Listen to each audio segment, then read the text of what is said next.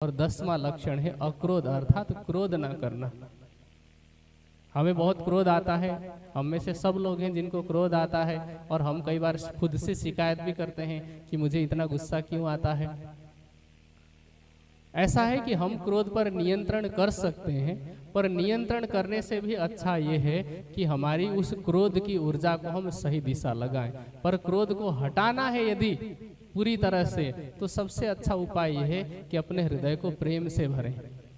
प्रेम और क्रोध दोनों आपस में एक साथ नहीं आ सकते। जैसे प्रकाश और अंधकार दोनों एक साथ नहीं हो सकता, वैसे ही प्रेम और क्रोध दोनों एक साथ नहीं हो सकते। जब हम अपने हृदय को सभी प्राणियों के प्रति प्रेम की, दया की, करुणा की भावना से भरेंगे, क्षमा की भावना से भरेंगे, तो क्रोध का विकार या दुर्गुण धीरे धीरे हमसे दूर होता चला जाएगा। लेकिन अभी प्रारंभ में क्या है, अभ्यास करना पड़ेगा। जैसे ही क्रोध आए, आप पहले और दूसरे लक्षण को साथ में अपनाइए, धैर्य भी रखिए, क्षमा भी कीजिए, 10वां लक्षण अपने आप ही आ जाएगा। तो ये 10 लक्षण आपस में जुड़े हुए हैं। तो ये हो गया धार्मिक होना। और आध्यात्मिक होना क्या है कि ये सब करना ही ना पड़े, ऑटोमेटिक सब हो जाए, लेकिन वो बार बार के अभ्यास से होगा। हमें ऑल इज वेल बोलना नहीं पड़ेगा धैर्य रखने के लिए। हम अपने आप ही इतने शांत, इतने धैर्यवान हो जाएंगे कि किसी दूसरे की आवश्यकता ना पड़े। वो अध्यात्म है।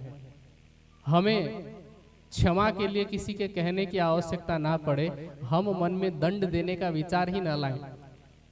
इसी प्रकार 10 लक्षणों के साथ घटित होता है। चाहे हमारे मन में कभी पराय धन की लालसा ना हो, हमारे मन में कभी भी विषय के प्रति विकार ना आए, लौकिक आकर्षण ना आए, तो ये सब आध्यात्मिक होने के लक्षण हैं। तो धार्मिक होना और आध्यात्मिक होना क्या है, वो हमने आज की इस चर्चा से समझा। प्रयास हम आध्यात्मिक बनने का करें, पर प्रारंभ हम धार्मिक बनने से करें। धार्मिक और आध्यात्मिक व्यक्ति होना और सांप्रदायिक व्यक्ति होना, दोनों में जमीन आसमान का अंतर है। कोई सांप्रदायिक होते हुए भी पापी हो सकता है, और जो धार्मिक तथा आध्यात्मिक व्यक्ति होते हैं, वो किसी संप्रदाय के बंधन में न होते हुए भी वो धार्मिक और आध्यात्मिक रहेंगे।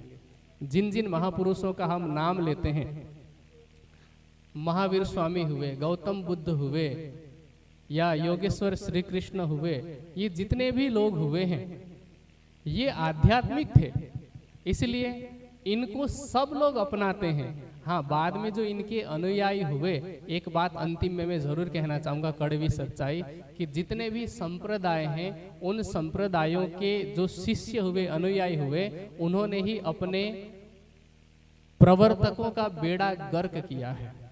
गौतम बुद्ध के उपदेशों का सबसे अधिक अवहेलना की यदि किसी ने, तो वो बौद्धिस्टों ने है। महावीर स्वामी के उपदेशों का अगर सबसे अधिक अवहेलना की, तो वो जैनियों ने है। सुनने में कड़वा लगेगा, बुरा लगेगा, पर हर संप्रदाय की, केवल उनकी बात नहीं कर रहा हूँ, हर संप्रदाय की अवस्था यही है।